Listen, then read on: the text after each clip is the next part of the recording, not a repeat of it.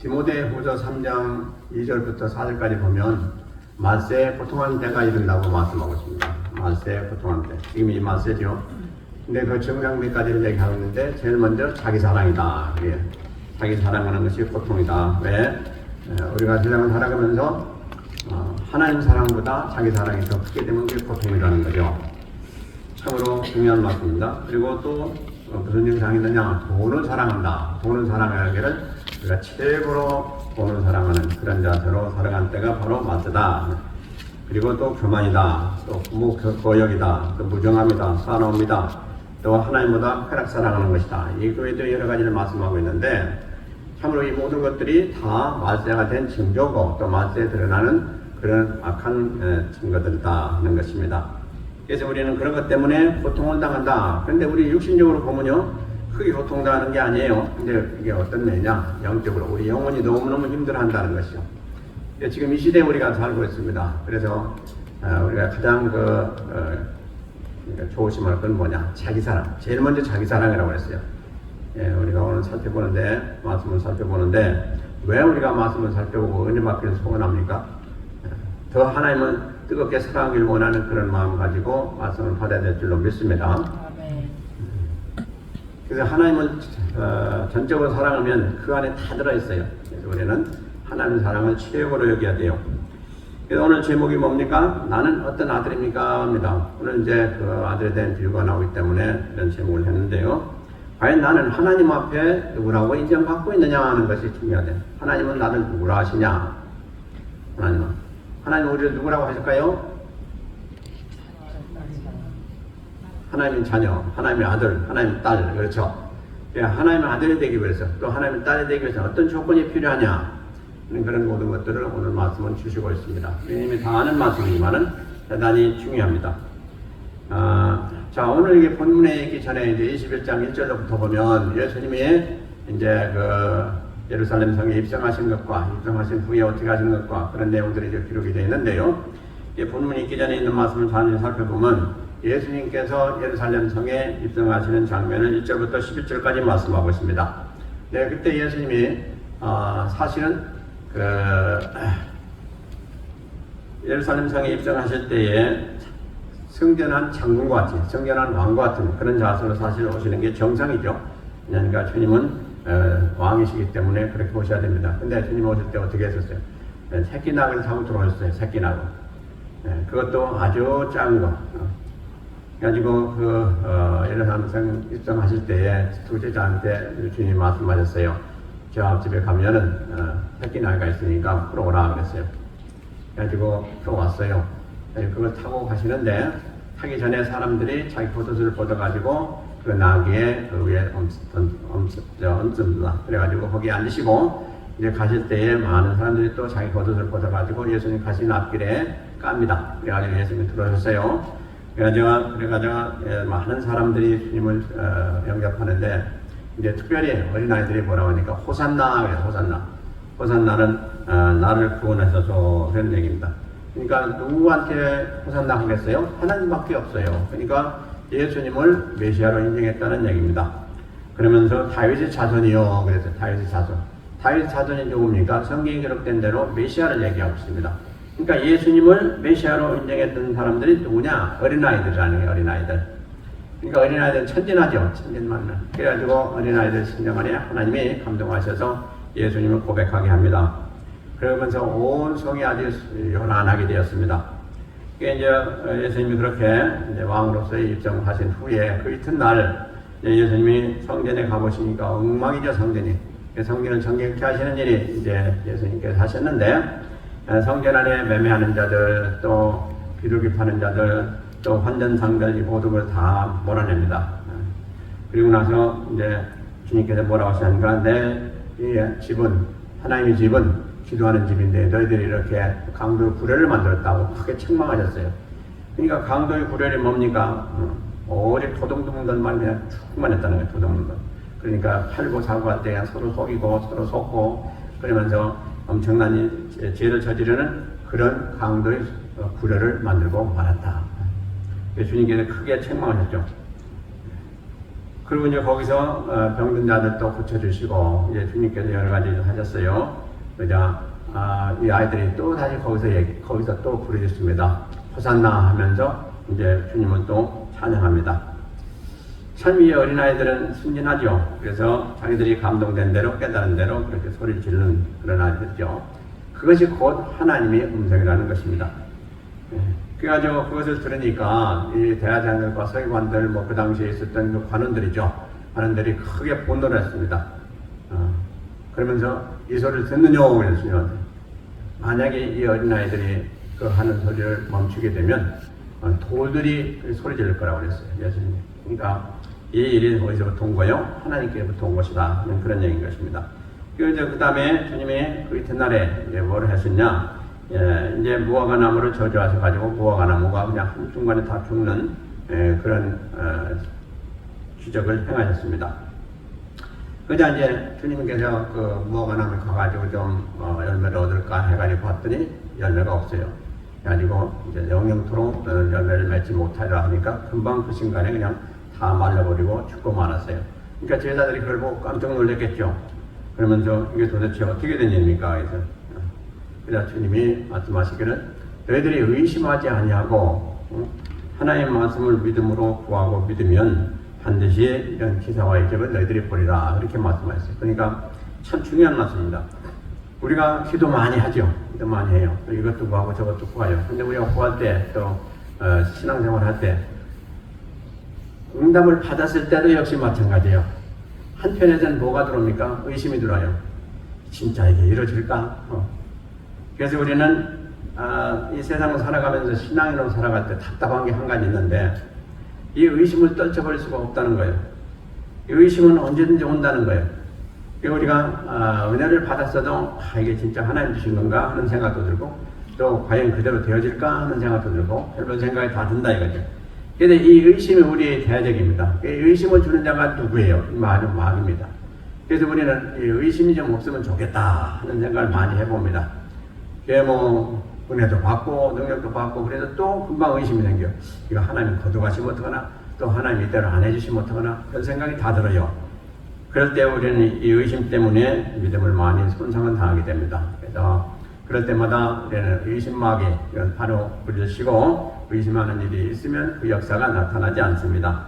그래서 주님께서도 우리가 구할 때 믿음으로 구하면 다 얻을 것이다. 주님께서 그렇게 말씀하셨어요. 그래서 우리가 주님 앞에 응답받는 조건 중에 하나가 바로 구하는 것인데, 구하는데도 뭘 구해야 돼요? 의심 없이 구해야 된다 하는 말씀을 주십니다.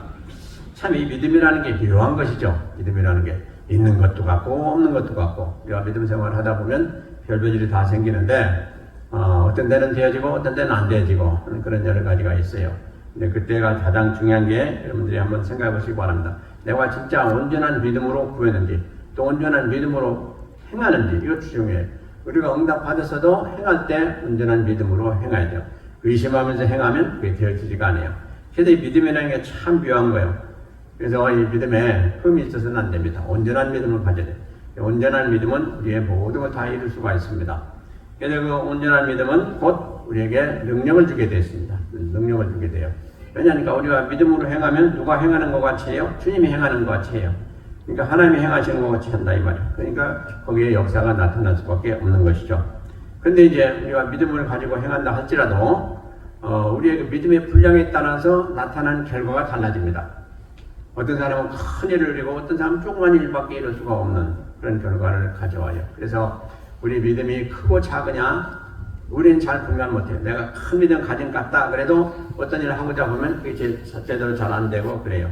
그리고 조그만 일 할 수밖에 없고 그런 상태가 돼요. 이거는 바로 작은 믿음이기 때문에 그래요. 그래서 우리가 큰 믿음이 있으면 뭐라고 그랬어요? 산을 행하여서 바다에 던질 수도 있고 죽은 사람도 살릴 수 있고 뭐 성경에 수없이 말씀하고 있어요.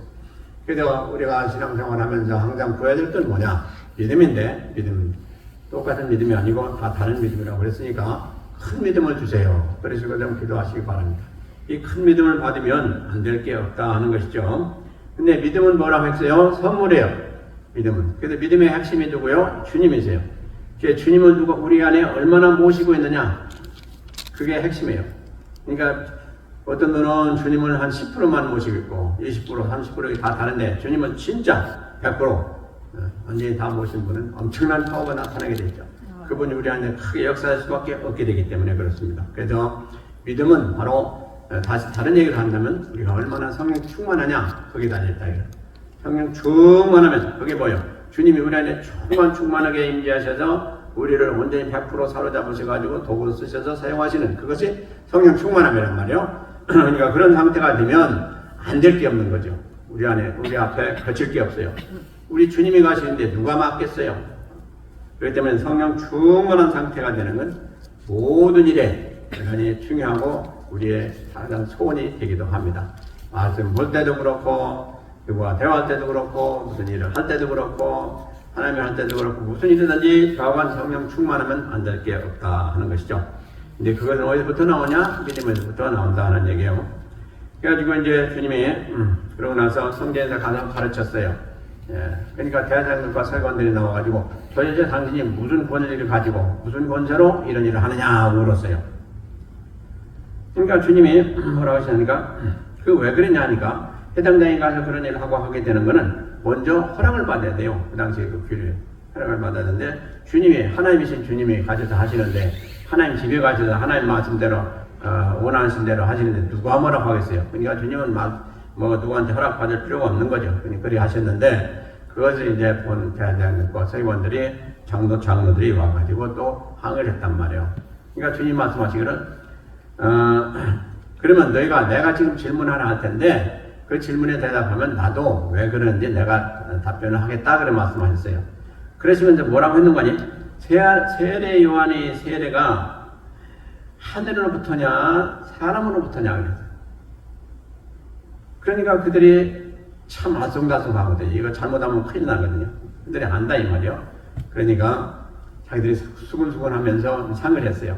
그러면 나중에 결과를 뭐라고 했냐니까 잘 모르겠습니다 했단 말이에요. 그러니까 주님도 그럼 당신들이 답변을 안 했으니까 나도 대답하지 않겠다 이렇게 말씀하셨어요. 그들이 왜 대답을 하는 겁니까? 자, 세례 요한이 와서 세례를 줬는데 이것이 어디서부터 임한 것이냐 하는 거예요. 우리가 분명히 알듯이 세례 요한은 하나님께서 하늘로부터 택하신 은혜 가운데 그를 세례 요한으로 삼으시고 선지자로 삼으시고 주님께서 그를 통해서 세례를 주라고 말씀하셨기 때문에 세례 요한이 세례를 준 거거든요. 그러니까 바로 그 세례 요한의 세례를 그들이 인정하면 뭘 인정하는 거예요? 세례 요한을 인정하는 거예요. 하나님 보내신 세례 요한을 인정하는 거예요. 근데 그들은 세례 요한을 인정하지 않았어요. 그리고 두 번째로 그러면 사람에게서부터 왔습니다. 그는 사람입니다. 그리고 그때 그가 사람이 세례 준 거 그건 사람이 한 겁니다 라고 할 수가 있는데 그렇게 하면 무슨 결과가 있는 거 아니에요? 세례 요한은 백성들이 전부 다 누굴로 믿었어요? 하나님 보내신 선지자를 믿었어요. 그러니까 그 얘기는 백성들이 믿은 믿음하고 완전히 반대되는 거로 백성들로부터 질책을 받을 수 있고 또 백성들로부터 비난을 받을 수가 있으니까 그것도 얘기할 수가 없다 이 말이에요. 그러니까 수근수근하고 서로 상의하다가 우리는 모릅니다 하는 그런 얘기를 한 거예요. 참 어떻게 보면 아주 지혜롭죠. 그러나 아주 간교한 것입니다. 그러자 이제 주님이 오늘 우리가 본문 말씀 28절부터 32절에 있는 말씀 이 말씀은 이제 비유로 하셔서 말씀하셨습니다. 왜냐? 이 말씀을 주신 이유는 주님이 말씀 안 하셔도 다 끝난 거예요. 근데 이 말씀을 주신 이유는 그들을 깨우치고자 하시기 위해서 주신 거예요. 그래서 이 비유가 뭡니까? 자, 28절에 보니까 그러나 너희 생각에는 어떠하뇨? 한 사람이 두 아들이 있는데 맏아들에게 가서 이르되 오늘 포도원에 가서 일하라 하니 그랬어요. 대답하여 가로되 아버지여 가겠소이다 하더니 가지 아니하고 둘째 아들에게 가서 또 이같이 말하니 대답하여 가로되 실소이다 하더니 그 위에 뒤치고 갔으니 아주 쉬운 비유죠. 그러니까 한 사람에게 두 아들이 있는데 큰아들에게 그 아버지가 뭐라고 했는 거 아니에요. 너 포도원에 가서 일 좀 해라 그랬더니 가겠습니다 했더니 하고 나서 안 갔다 이 말이에요. 근데 둘째 아들에게는 했더니 안 가겠습니다 하더니 나중에 갔더라 이 말이에요. 그럼 이 둘 중에 누가 아버지의 말에 순종하고 들었느냐 그런 얘기를 한 거예요. 그러자 이 모든 사람들이 다 뭐라고 그랬어요? 둘째 아들입니다 하고 답변한 거예요. 거기는 그 장로들 또 서기관들이 다 둘째 아들입니다 그랬어요. 당연하죠. 둘째 아들이죠. 주님이 말씀하십니다. 그러면서 주님이 결론적으로 뭐라고 말씀하세요? 자, 세리와 창기들이 너희보다 먼저 하나님 나라에 갈 것이다 라고 얘기했어요. 참 이 말씀이 대단히 중요합니다. 자, 세리와 창기들이 그 당시에 죄인의 대표자입니다. 그래서 이 사람들은 아예 내놓은 사람들이요. 이 세상에서 사람 취급도 못 받는 사람들이요. 근데 왜 주님께서는 세리와 창기들에게 그런 은혜를 주셨고 그런 엄청난 복을 주셨냐 하는 말씀이요. 다시 얘기하면 천국에 들어간 사람하고 들어가지 못하는 사람은 천지차이란 말이에요. 근데 주님 말씀하시기를 세리와 창기들은 너희보다 먼저 하늘나라에 들어갈 수가 있는 그런 자격이 있는 사람이라고 말씀하신 거예요. 그 죄 중에도 아주 가장 큰 죄를 짓고 아주 세상 사람들 다 따돌림을 받는 그런 죄인이라고 여기는 사람들을 그 사람들은 천국에 가고 그 나머지 아주 최고라고 하는 사람들 서기관들이라든가 대제사장들이라든가 뭐 장로들이라든가 그 당시에 공회원들이죠. 그들은 그들보다 늦게 들어간다 그랬어요. 근데 사실 이 다음에 들어간다는 얘기는 못 들어간다는 얘기예요. 원리를 본다면. 그러니까 세리와 창기들은 천국에 들어갈 수 있을 때에 너희들은 들어갈 수가 없다 하는 그런 말씀인 것입니다. 그러니까 그 얘기를 듣고 그들이 뭐라고 했겠어요? 대단히 참 흥분했겠죠. 이 말씀이 대단히 중요해요. 그러니까 지금 주님이 보시기에 이들은 진짜 믿음이 없는 것이죠. 오직 주님을 핍박하고 주님을 반대하고 주님을 거부하고 하는 그런 자들이 우리가 잘 알고 있잖아요. 결국 그런 심령 안에 있는 자들이 나중에는 발톱을 드러내고 결국 주님을 십자가 못 박게 하는 그런 일에 앞장서는 자들 아니에요. 그러니까 우리가 우리 안에 무엇이 있는가를 우리는 속일 수가 있으되 하나님에게 속일 수가 있으되 주님한테는 절대로 속일 수가 없습니다. 주님은 다 보시고 계시거든요. 그러니까 주님이 사실은 너희보다 그들이 먼저 들어간다고 하신 말씀은 무슨 얘기인가? 아주 뭐라고 할까? 반영해서 하신 말씀이에요. 사실은. 그러니까 못 들어간다는 얘기를 그렇게 에둘러서 말씀하신 거예요. 그러니까 이것을 보면서 우리가 깊이 깨달아야 되는 말씀을 우리가 좀 살펴보고자 합니다. 그러면 이 비유를 통해서 우리는 주님이 우리에게 주시고자 하시는 교훈이 뭐냐 하는 것이요. 주님은요, 우리를 예물로 보시지 않아요. 우리의 속속들이 다 보시는 주님이세요. 우리는 속을 다 보세요. 우리가 아소를 하더라도 저는 아소리가 아니고 어소를 하는구나. 주님은 다 알아들으세요. 그래서 우리가 누구에게 아양 떠는 말도 하고 또 우리가 또 남에게 양보하는 말도 하고 여러 가지 할 수가 있는데 그것을 우리는 잘 알지 못해요. 누가 우리에게 그렇게 한다 할지라도 우리는 그걸 받아들이고 그냥 꼬지꼬지대로 생각할 수가 있는데 아닌 경우가 얼마나 많습니까? 그러나 주님은 다 알아요. 그래서 우리가 참으로 중요한 게 뭡니까?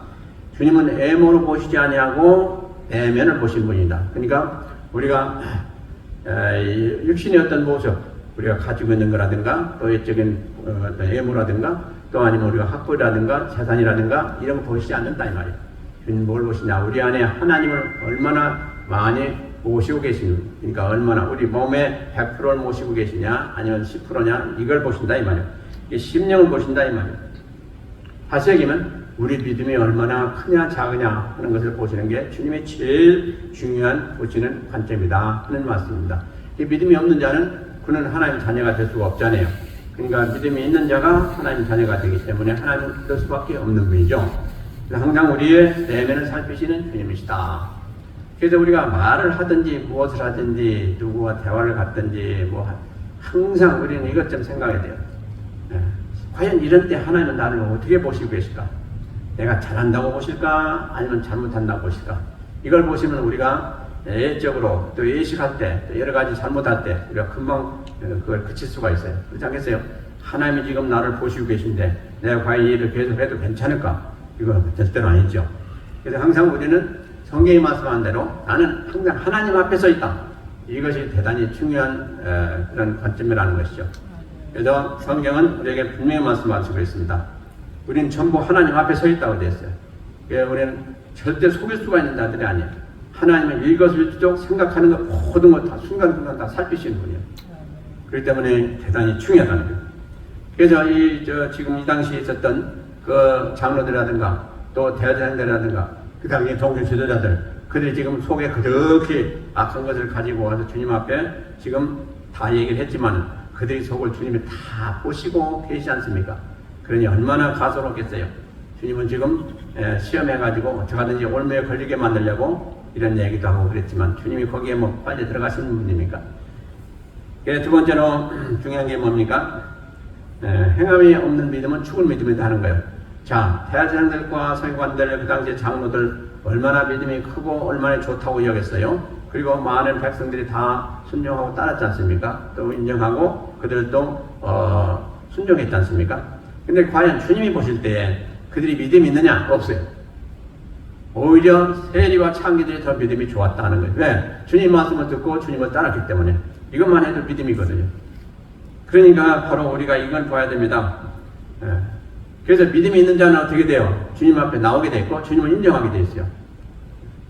그러나 믿음이 없는 자는 믿음이 없으므로 주님과는 관계가 없는 거예요. 그러니까 주님이 원하시는 걸 행하기를 원하시니 모든 거 우리는 하기를 원하지 않는 마음이 있을 수밖에 없는 거예요. 그러니까 바로 우리가 중요한 게 뭡니까? 우리 안에 주님의 모습이 있느냐, 또 주님의 영이 함께 하시냐, 이게 중요하다는 거예요. 그래서 행함이 없는 믿음은 죽은 믿음이다 라고 성경은 말씀하고 있습니다. 우리가 잘 아는 대로 야고보서 2장 17절에 그렇게 말씀하고 있어요. 행함이 없는 믿음은 죽은 믿음이다. 이거 아주 우리가 머리에 되새겨야 돼요. 우리는 모든 일을 성경의 말씀에 믿음으로 행하라고 되어 있어요. 믿음으로 하지 않은 것마다 뭐라고 해서 죄라 그랬어요. 죄. 그러니까 대단히 중요한 것이 바로 믿음으로 행하는 것인데, 믿음으로 행하는 것이 무엇이냐? 말씀대로 행하는 것이고, 또 성경 말씀 우리가 그대로 하는 것이 믿음으로 행하는 거예요. 근데 그 믿음이 없으면 우리는 다음에 뭘로 해요? 우리 뜻대로 우리 생각대로 하게 돼 있어요. 그럴 수밖에 없는 것이죠. 그러면 그것은 결국 죄를 가져온다 하는 말씀입니다. 우리 뜻, 우리 생각, 그게 온전한 것이 없어요. 그렇기 때문에 우리는 항상 뭘 생각해야 되냐? 하나님 말씀을 생각하면서 하나님 말씀 안에서 행해야 된다 하는 게 대단히 중요하고요. 그리고 주님은 그 당시에 대제사장들이라든가 뭐 서기관들이라든가 이런 뭐 대단한 사람들, 그런 사람들 직분이나 소열, 그거 절대로 주님은 귀하다고 보시지 않았어요. 뭘 보세요? 저들이 진실로 하나님이 믿는 자들로서의 그런 직분을, 그런 그 도를 행하고 있느냐 안 하냐, 이게 중요하다는 거예요. 주님 보실 때 그래. 그러니까 우리를 볼 때 세상 사람들, 또 우리 성도들도 마찬가지요. 아, 저분이 목사님이래, 저분이 장로님이래, 저분이 권사님이래 하면 왠지 모르게 우리가 머리가 굽혀지고, 아유, 참 훌륭하신 분들이구나, 또 신앙생활 잘해야겠구나, 또 그렇게 우리가 여기지 않아요? 근데 주님 보실 때는 그게 아니라는 거예요. 그것도 물론 중요하겠지만 그보다 더 중요한 건 뭐예요? 그들 안에 주님이 얼마나 계시냐는 거예요. 주님이 진짜 그분 안에 기뻐하심으로 계시는 분인지 아닌지 이것을 항상 보시는 게 주님이시라는 거예요. 그래서 우리는 우리 안에 주님으로 충만하게 채워야 될 줄로 믿습니다. 그러면 주님이 인정하시는 그런 사람들이 되게 돼 있어요. 그래서 우리는 항상 구할 것이 뭐예요? 성령 충만입니다. 성령 충만. 그게 뭐예요? 성령 충만함이 우리 안에 임재하시는 건 결국 하나님 충만, 예수님 충만, 성령 충만 똑같은 얘기예요. 그래서 그분들이 우리를 주장하게 만들 때 우리는 모든 일에 인정받게 된다 하는 말씀입니다. 절대로 무슨 직분이 중요한 게 아니에요. 직임이 중요한 게 아니에요. 물론 하나님 우리에게 일을 하라고 주셨지만은 그걸 잘 감당하는 게 중요하죠. 그런데 그것보다 더 중요한 게 뭐예요? 우리 안에 진짜 하나님이 얼마나 계시냐 하는 거예요. 이게 가장 중요한 것을 꼭 기억하시기 바라고요. 그리고 하나님이 제일 싫어하는 것 중에 하나가 뭐라고 했어요? 예식이에요. 예식. 네, 예식과 교만한 거예요. 그런 자는 아예 계시록 보니까 그런 자는 입에서 내가 토하시겠다고 되어 있어요. 그러니까 참으로 우리가 중요한 게 항상 겸손해야 돼요. 근데 겸손이라는 게 우리가 해야 되겠다 해도 됩니까? 안 돼요. 성령 충만할 때 그 사람은 겸손하게 돼요. 저절로 겸손하게 돼 있어요. 그러니까 내가 겸손하게 돼야 되겠다 해가지고 하는 사람은 그건 가짜예요. 저절로 겸손하게 돼요. 저절로. 이런 사람은 하나님이 안에 계시기 때문에 겸손한 거예요. 내가 사는 것도, 또 살아가는 것도, 내가 복받는 것도, 모든 것도 다 내가 잘한 것이 아니고 내 안에 계신 하나님의 은혜니 나는 겸손할 수밖에 없는 것이죠. 그래서 항상 기억하시기 바랍니다. 우리 주님은 겸손의 주님이세요. 그래서 오늘 또 우리가 살펴본 대로 예루살렘 성에 입성하실 때 말 타고 오시면 누가 뭐라고 했어요? 그보다 더운 거 타고 오셔도 뭐라고 하겠어요? 그런데 가장 작은 그 나귀 새끼, 나귀 중에서도 나귀 새끼, 그걸 타고 들어왔으니 참, 우리가 한번 생각해 보세요. 상상해 보세요. 주님이 나귀 새끼를 타고 들어오시는 그 모습을 보면 참 볼품이 없었을 거예요. 다리가 거의 끌렸을 거야, 아마. 그렇지 않겠어요? 나귀 새끼니까. 그러니까 누가 볼 때, 왜 참, 그렇게 왜 볼품없이 들어오시나 하는 생각들 많이 했을 것 같아요. 한번 상상해 보면. 그런데 어땠습니까? 사람들은 안 알아줬어요.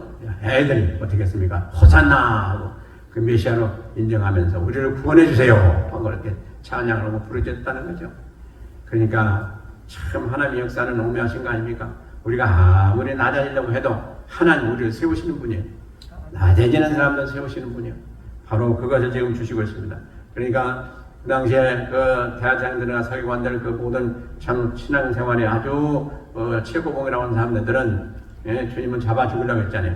핍박하고. 그랬지만은 그들은 진짜 낮아진 자가 됐지 않습니까? 왜? 천국을 못 들어오면 낮아진 자가 되는 거지 뭐. 그랬으니 우리가 이걸 잘 살펴보시기 바랍니다. 그리고요, 우리가 신앙생활 할 때, 오늘 또 이제 그게 나오는데, 주여, 주여 하는 자마다 그게 나오는데, 참 이게 중요한 얘기입니다. 신앙생활 하는 우리들이 타성에 빠질 때가 있어요. 내가 이만하면 됐다. 또 내 신앙이 참, 제법 내가 참 자랑할 만하다. 그런 생각할 때가 다 있어요. 근데 이것을 우리는 대단히 경계해야 됩니다. 내 신앙이 이만하구나, 또 내가 신앙이 대단하구나 하고 엮여질 때가 없지 않아 있겠지만은, 그럴 때 우리는 떨어질까 조심해야 돼요. 진짜 중요합니다. 우리가 신앙은요 항상 변해요. 오늘 또 내일 또 변하는 게 신앙입니다. 항상 우리는 신앙생활 하면서 이건 조심해야 돼. 내가 지금 현재 내 신앙 상태가 어떤지 이거 잘 살펴보는 것이 대단히 중요한 영적인 감각인 것입니다. 그래서 우리는 신앙의 그 모습을 우리 자신이 볼 수 있으면 참 좋겠어요. 내가 떨어질 때도 올라갈 때도. 근데 우리 영안으로 잘 보이지 않습니까? 그냥 충만해 보여지는데, 그래서 이것이 대단히 중요하다. 왜 그렇습니까? 그들이 지금 대제사장이라든가 그 당시의 종교 지도자들은 예수님을 잡아 죽이려고 그렇게 기계를 쓰고 했지만은 왜 그랬습니까? 그래서 자기가 최고라고 생각했기 때문에 그래요. 근데 자기들 범죄에 와가지고 자기들 위협하고 또 자기들 잘못했다고 그렇게 하는 그 예수님이 눈에 가시 같거든요. 그들은 자기 자신 생각지 못했어요. 자기 자신보다도 다른 사람들을 보고 우리는 이런 사람인데 저 사람이 나한테 복종하고 나를 따라와야 되는데 왜 저 사람이 드러나가지고 오히려 잘못했다고 하고 그러냐 하는 그것 때문에 죽이려고 했던 거 아닙니까? 사실은 그들이 살 기회였는데 살 기회를 잡지 아니하고 죽을 기회를 삼고 결국 그들은 망하고 만지 않습니까? 그러니까 우리가 신앙생활하면서 우리 자신을 잘 살펴야 돼요. 우리가 직분이 높아지면 높아질수록 우리는 더 조심해야 됩니다. 내가 과연 이러한 직분을 받아서 그 직분에 걸하게 맞게 지금 신앙생활을 하고 있는지 잘 살펴야 됩니다. 그래서 주님은 우리가 신앙생활 할 때 우리에게 맡겨주신 일이 있죠. 또 사명이 있죠. 이 사명에 걸답게 우리는 그걸 해야 돼요. 그럴 때 주님이 더 귀하게 여기시고 우리에게 은혜를 주시는 걸 우리는 잘 체험하게 됩니다. 대제사장들이면 대제사장들답게, 또 서기관들은 서기관답게, 장로들이면 장로들답게 그 당시에 했어야 되는데 오히려 주님은 대적하는 그런 일을 했으니 주님이 책망할 수밖에 없게 되겠죠. 자, 그래서 우리는 신앙생활 할 때 우리가 타성에 빠지는, 내가 신앙이 이만하면 됐다, 또 내 신앙은 누가 또 따라오겠냐 그런 생각할 수도 있는데 절대로 아니라는 것이죠. 그래서 우리는 신앙생활 하면서 특별히 내가 준 진로 신앙의 핵심인 말씀과 기도 생활에 참 내가 열심히 하느냐, 이거 첫째로 살펴봐야 되고, 두 번째로 우리는 다 이제 하나님 은혜 가운데 구원받았다고 확신하고 사는데, 이 나는 신앙생활에 이 하나님의 영을 받아서 이렇게 거듭났으므로 나는 이제 이만하면 됐다 라고 생각하면 거기부터 내려가기 시작해요.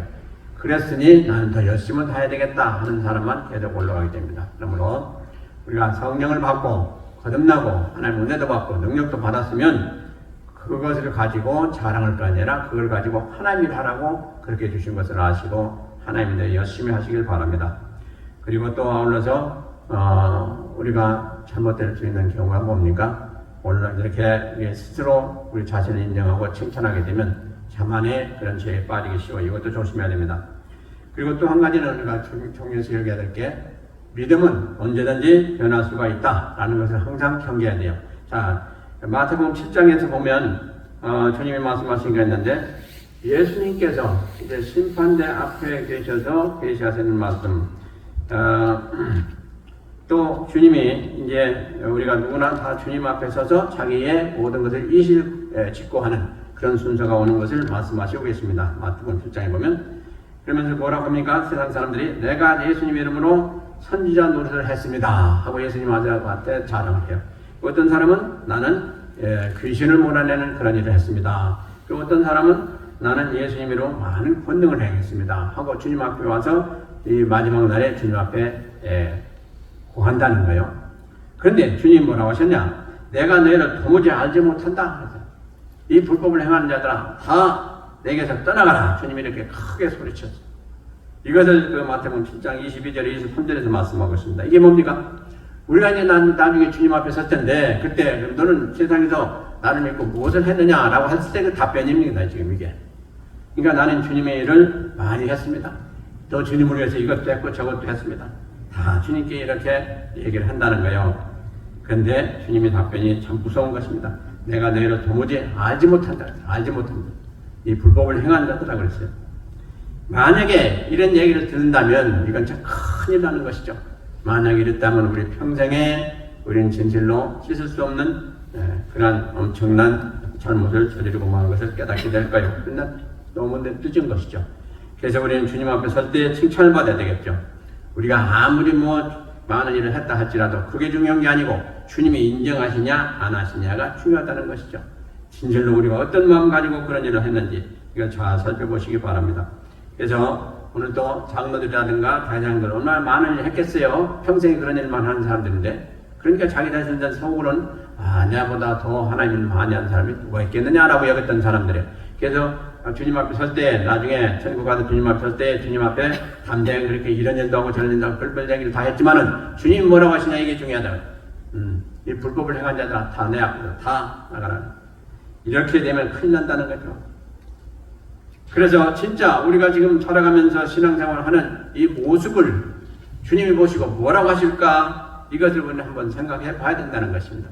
이제 머지않아 주님 앞에 설날이 가까워오는데 그때 과연 주님이 나를 보시고 잘했다고 하실지 아니면 오늘 이렇게 대장들과 장로들에게 하신 그런 말씀대로 엄한 책망을 하시게 되고 우리는 듣게 될지 이것은 아직 모르는 얘기라 이 말이에요. 자, 그래서요 우리는 참으로 이 세상을 지금 살면서 이 세태를 보면서 뭘 느낍니까? 참 우리 정신 차려야 되겠다는 겁니다. 수없이 매일매일 보게 돼요. 정신 차려야 되겠다. 자, 보세요. 지금 정치인들 한국도 그렇고 여기 미국도 그렇고 그들이요 지금 법을 바꾸는 거예요. 법을 바꿔가지고 무슨 법을 바꿉니까? 백성들이 좋아하는 대로 법을 바꾸는 거예요. 그래가지고 지금 제일 좋은 예가 뭡니까? 낙태법을 막 바꿔요. 옛날에 몇 대만 올라가서도 낙태하는 것이 아주 힘들었어요. 근데 지금은 언제든지 원하면 이유 없이 다 할 수가 있게 그렇게 바꿔요. 그게 왜 그랬어요? 여성표를 얻기 위해서. 여성들이 이걸 원하니까 그냥 하는 거예요. 참. 이게 바로 정치인들이에요, 지금. 주님이 보실 때 얼마나 악한 짓입니까, 이게? 자, 신문에 보니까 이런 게 있어요.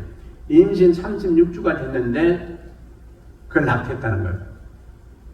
36주. 40주 만에 애기가 나잖아요. 근데 36주가 됐으면 완전 애기가 다 된 거예요. 근데 그런 상태에서 낙태를 한 거예요. 그래가지고 많은 그 시비가 있고, 그 지금 언론에 가십거리를 나오고 있는데, 이건 완전히 살인죄예요, 살인.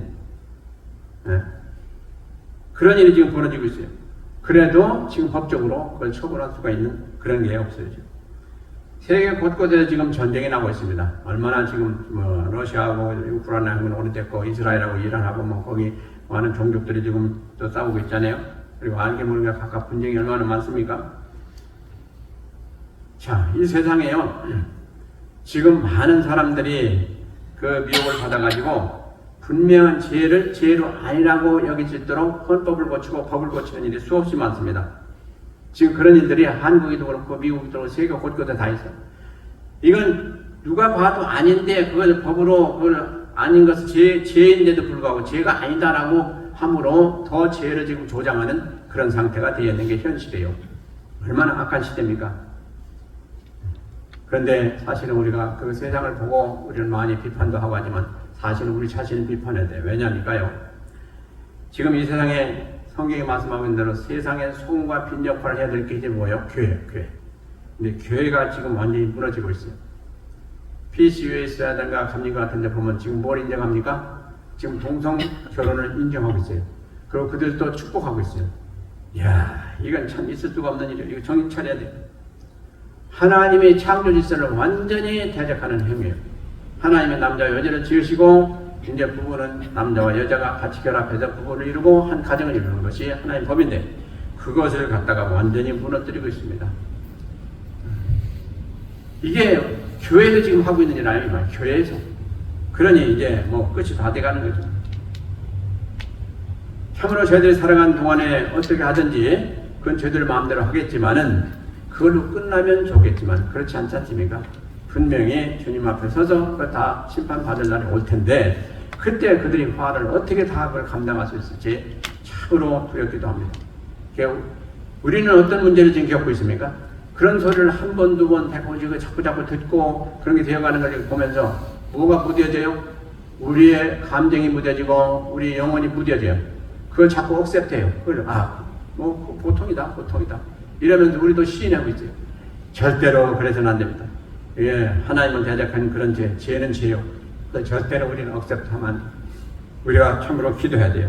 우리 교회가 무너지면요, 예, 진짜 신앙이 다 무너져요. 그래서 이 세상에 이 수많은 교회들이 지금 혼란기에 있습니다. 하나님은 옥석과 지금 비진리 가운데 있는 악한 무리들을 다 지금 바라보고 계세요. 얼마나 두려운 일인지 알 수가 없어요. 이제 진짜 주님이 오실 날이 가까우는데 이것을 도대체 어떻게 저들이 이렇게 살아가고 있는지 보면 한심하고 우리가 너무너무 짐이 되기도 합니다. 어쨌든 이런 시대에 지금 우리가 살고 있습니다. 그러므로 우리가 믿음 지키는 건 대단히 중요하고요.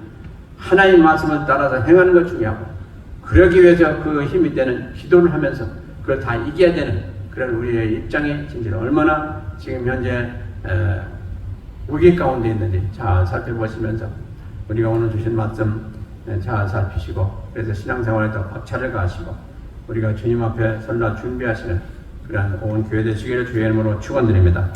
기도하시겠습니다.